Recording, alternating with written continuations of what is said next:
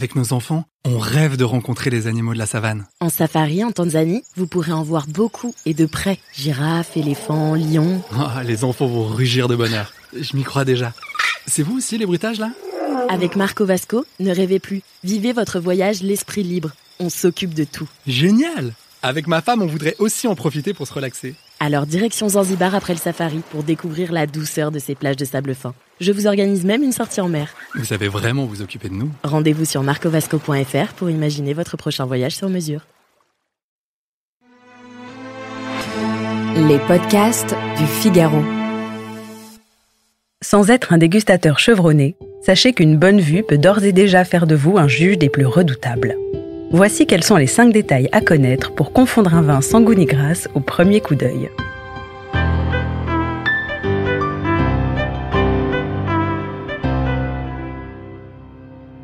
Tout d'abord, sachez qu'avant même que le vin soit débouché par le préposé au service, il est toujours temps de se raccrocher à la rampe. Demandez le plus naturellement possible à ce que la bouteille soit posée sur la table et observez sa robe avec attention, sous un éclairage honnête. Premier indice devant vous mettre immédiatement sur vos gardes, une couleur anormalement terne. En blanc comme en rouge, le manque d'éclat présage généralement d'un vin peu équilibré, voire manquant cruellement d'acidité. Bien entendu, ne montez sur vos grands chevaux que si la bouteille est transparente. Sinon, fiez-vous à sa couleur dans le verre et apprêtez-vous à faire preuve de diplomatie en cas de retour à l'envoyeur. Deuxième indice, encore plus évident que le précédent. La présence suspecte de particules blanchâtres dans le vin blanc ou bleuâtres dans le vin rouge, qui peut être le symptôme d'un excès de fer ou de cuivre dans le vin, et donc le signe d'une hygiène aléatoire de certains équipements en cave.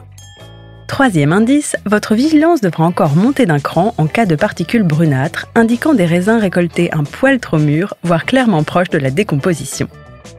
Attention cependant à ne pas confondre quelques coupables filaments avec un vin légèrement trouble.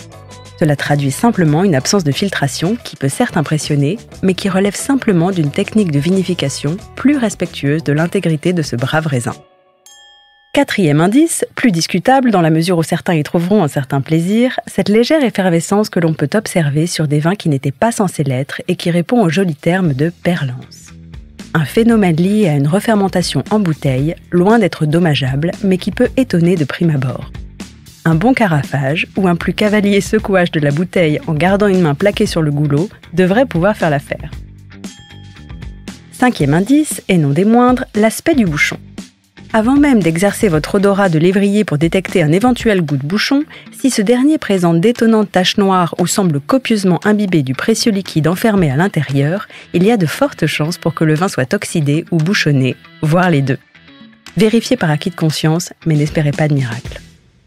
En matière de boisson, n'oubliez donc pas que l'essentiel est visible pour les yeux, le reste vous regarde.